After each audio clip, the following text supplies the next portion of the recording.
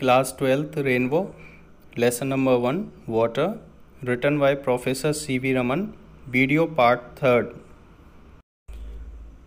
इस पार्ट के तीसरे वीडियो को हम पेज नंबर 3 पर ऊपर से दूसरे पैराग्राफ यहाँ से the harnessing of our reverse से चालू करने वाले हैं। और इससे पूर्व के पार्ट को समझने के लिए आप मेरे YouTube चैनल पर जाकर वीडियो लिस्ट में इसी पार्ट का पहला और दूसरा वीडियो देख सकते हैं। आइए हम आज का शुरू करते हैं। The harnessing of our rivers, harnessing यानी controlling and regulating. The water of which now mostly runs to waste is a great national problem. हमारी नदियाँ, द वाटर ऑफ विच जिनका कि जल now mostly runs to waste वर्तमान में अधिकांश व्यर्थ ही बह जाता है, उन्हें नियंत्रित व नियमित करना is a great national problem, एक बहुत बड़ी राष्ट्रीय समस्या है। Which must be considered and dealt with on national lines. और यह जो नेशनल प्रॉब्लम है, इस पर नेशनल लाइंस यानी राष्ट्रीय स्तर पर इससे किस प्रकार उभरा जाए, इस पर विचार करना होगा। वास्ट एरियाज ऑफ लैंड, विशाल भूभाग, which at present are mere scrub jungles, जो एट प्रेजेंट यानी वर्तमान में मात्र स्क्रब जंगल हैं यानी झाड़ियों वाले जंगल हैं अर्थात बंजर पड़े हैं।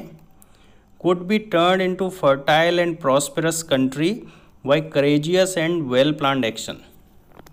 उन्हें courageous and well planned action यानी साहसिक एवं सुनियोजित कदम उठाकर उपजाऊ एवं समृद्ध बना सकते हैं। फर्टाइल उपजाऊ, प्रॉस्पेरस समृद्ध, courageous and well planned action यानी साहसिक एवं सुनियोजित कदम। Next paragraph, closely connected with the conservation of water supplies, water supplies यानी जल आपूर्ति, is the problem of afforestation. Afforestation यानी कि वन रोपण, इसका जो अपोजिट होगा वो होगा deforestation. Closely connected with the conservation of water supplies is the problem of afforestation.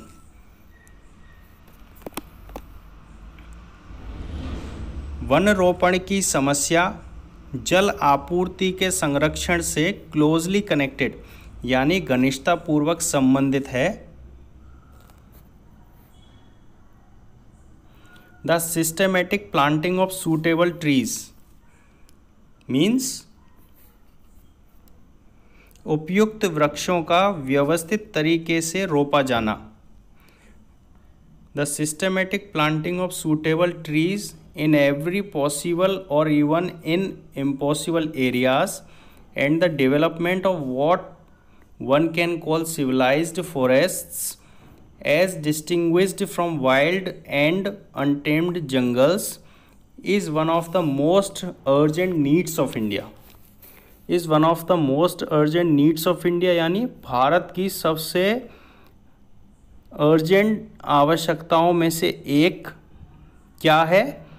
प्रत्येक संभव एवं यहाँ तक कि असंभव क्षेत्र में उपयुक्त वृक्षों को व्यवस्थित ढंग से लगाया जाए और ऐसे वनों का डेवलपमेंट यानी ऐसे वनों का विकास उन्हें जंगली व अनियंत्रित जंगलों से भिन्न कर सभ्य कहलाएंगे यानी सिविलाइज्ड फॉरेस्ट कहलाएंगे। Such plantations would directly and indirectly prove a source of untold wealth to the country। untold wealth यानी कि असीम समृद्धि। इस प्रकार के वृक्षारोपण प्रत्यक्ष व अप्रत्यक्ष रूप से देश की असीम समृद्धि के स्रोत होंगे। देश की असीम समृद्धि के स्रोत होंगे। दे वुड चेक यानी कि प्रिवेंट, स्टॉप, रोकना। They would check soil erosion, वे मिट्टी के कटाव को रोकेंगे। वे कौन? इस प्रकार का वृक्षारोपण जो सुनियोजित एवं व्यवस्थित ढंग से होगा और जो सभ्य कहलाएगा। इस प्रकार का जो वृक्षारोपण होगा वो मिट्टी के कटाव यानी सॉइल इरोजन को रोकेगा and conserve the rainfall of the country from flowing away to waste, और देश के वर्षा जल को व्यर्थ बहने से रोकेगा और संरक्षित करेगा। And would provide the necessary supplies of cheap fuel, और सस्ते ईंधन की आवश्यक आपूर्ति प्रदान करेंगे। चीप फ्यूल यानी सस्ता ईंधन।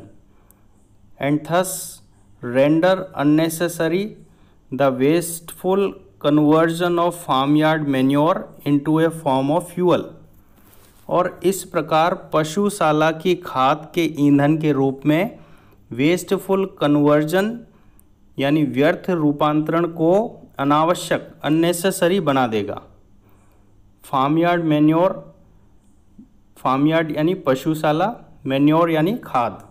Next paragraph, the measures necessary to control the movement of water and conserve its supplies can also serve subsidiary purposes of value to the life of the countryside.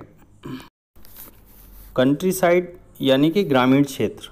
The measures necessary to control the movement of water and conserve its supplies, जल की गति को control करने तथा जल की आपूर्ति को संरक्षित करने के उपाय या तरीके यानी measures, can also serve subsidiary purposes of value to the life of the countryside. Countryside यानी ग्रामीण क्षेत्र के जीवन की उपयोगिता हेतु सहायक उद्देश्य भी हो सकते हैं, यानी कि जल की गति को कंट्रोल करने तथा जल की आपूर्ति को संरक्षित करने के उपाय या तरीके ग्रामीण क्षेत्र के जीवन की उपयोगिता हेतु सहायक उद्देश्य भी हो सकते हैं। By far the cheapest form of internal transport in a country is by boats and barges through canals and reverse. By फार यानी टिल नाउ, अब तक, the cheapest form of internal transport आंतरिक यातायात का सबसे सस्ता साधन। कैनाल्स एंड रिवर्स नहरें व नदियाँ। By far the cheapest form of internal transport in a country is by boats and barges through canals and reverse. अब तक नहरों व नदियों में नावों और नौकाओं द्वारा यात्रा किसी देश में आंतरिक यातायात का सबसे सस्ता साधन रहा है। We hear much about programmes of rail and road construction but far too little about the development of internal waterways in India. Internal waterways आंतरिक जल मार्ग। हम ज़्यादातर ऐसे कार्यक्रमों या योजनाओं के बारे में सुनते हैं जिनमें सड़क व रेल मार्ग के निर्माण की बात होती है। फार टू लिटिल बहुत कम, ना के बराबर।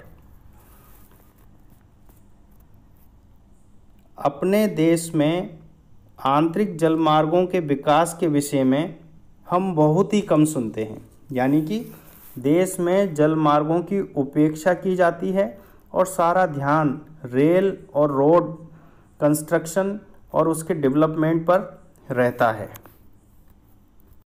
Then again, the harnessing of water supplies also makes possible the development of hydroelectric power. Hydroelectric power, जल विद्युत। हार्नेसिंग अभी हमने इससे पूर्व के जो पैराग्राफ पढ़े उसमें आया था। इसका मीनिंग है कंट्रोलिंग एंड रेगुलेटिंग। जल आपूर्तियों पर नियंत्रण रखने से जल विद्युत का विकास भी संभव हो जाता है। जल आपूर्तियों पर नियंत्रण रखने से जल विद्युत का विकास भी संभव हो जाता है। हाइड्रो इलेक्ट्रिक पावर, जल विद्युत। The availability of electric power, विद्युत शक्ति की उपलब्धता। The availability of electric power would make a tremendous difference to the life of the countryside। विद्युत शक्ति की उपलब्धता ग्रामीण क्षेत्रों के जीवन में एक बहुत बड़ा परिवर्तन यानी ट्रेमेंडस डिफरेंस लाएगी। And enable the rural economy to be improved in various directions. और ग्रामीण अर्थव्यवस्था यानी रूरल इकोनॉमी का विभिन्न दिशाओं में सुधार करेगी। इलेक्ट्रिक पावर की उपलब्धता ग्रामीण क्षेत्रों के जीवन में एक बहुत बड़ा डिफरेंस लाएगी और ग्रामीण अर्थव्यवस्था रूरल इकोनॉमी को विभिन्न दिशाओं में सुधारेगी। इन पर्टिकुलर, विशेष रूप से, it would enable underground water to be tapped to a greater extent than at present and thus help to overcome the difficulties arising from irregularity or inadequacy of other sources of supply। Underground water यानी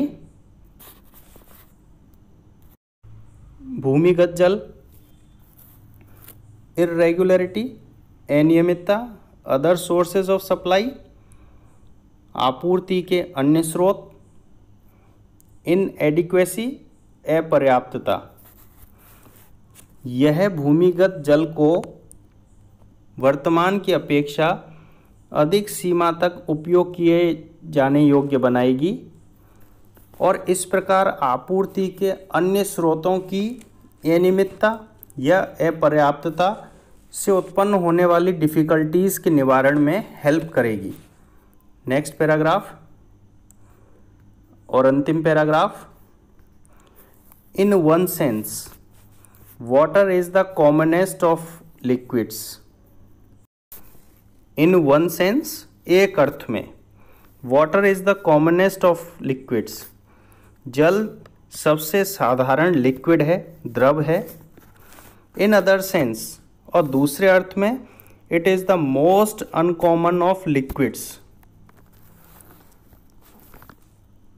with amazing properties, आश्चर्यजनक qualities, which are responsible for its unique power of maintaining animal and plant life. और दूसरे अर्थ में जल अपनी आश्चर्यजनक qualities के कारण सबसे अनूठा यानी अनकॉमन लिक्विड है।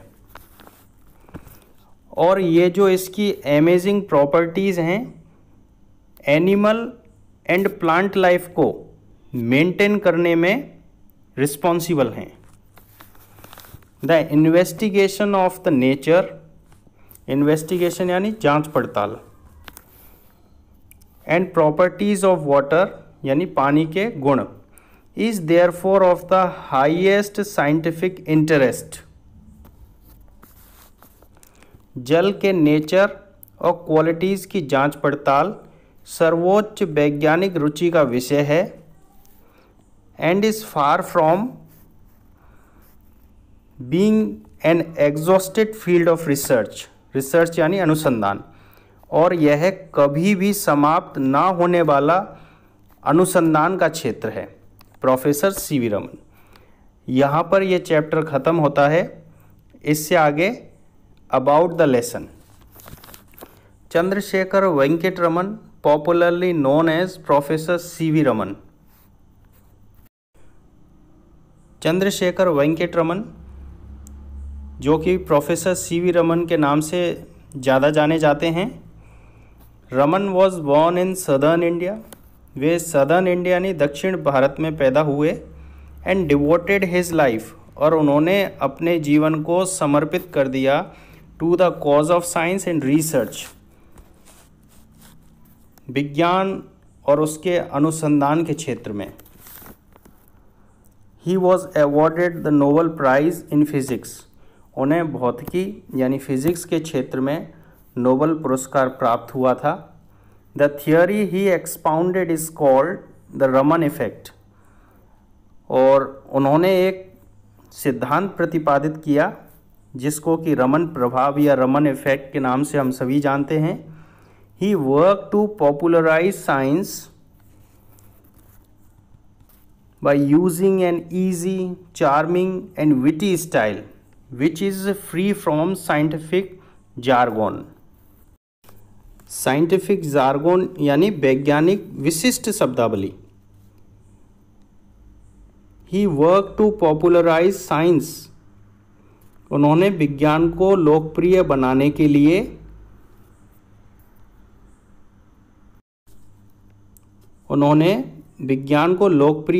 के लिए साइंटिफिक जार्गोन यानी वैज्ञानिक विशिष्ट शब्दावली का प्रयोग ना करके इजी आसान, चार्मिंग आकर्षक एंड विटी स्टाइल और बुद्धिमत्ता पूर्ण शैली का प्रयोग किया।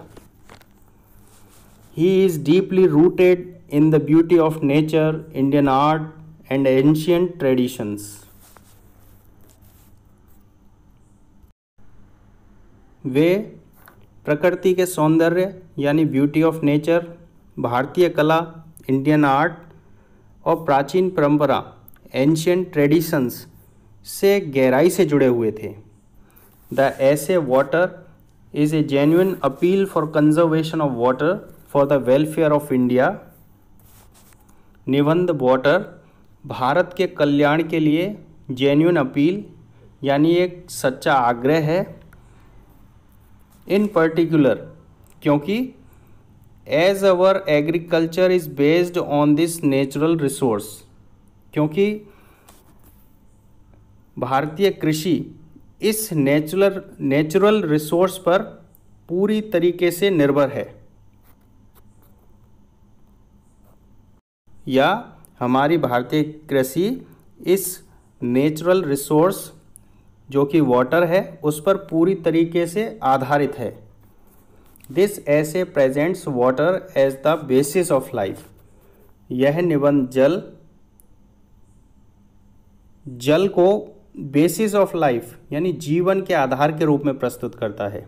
यानी कि निबंध जल को जीवन के आधार के रूप में प्रस्तुत करता है। यहाँ पर हमारा ये पार्ट समाप्त हो चुका है। नेक्स्ट वीडियो में हम इसके क्वेश्चन आंसर के बारे में जानेंगे, ढंग से चर्चा कर लेंगे। आशा है आप सभी को ये पार्ट समझ में आया होगा। धन्यवाद।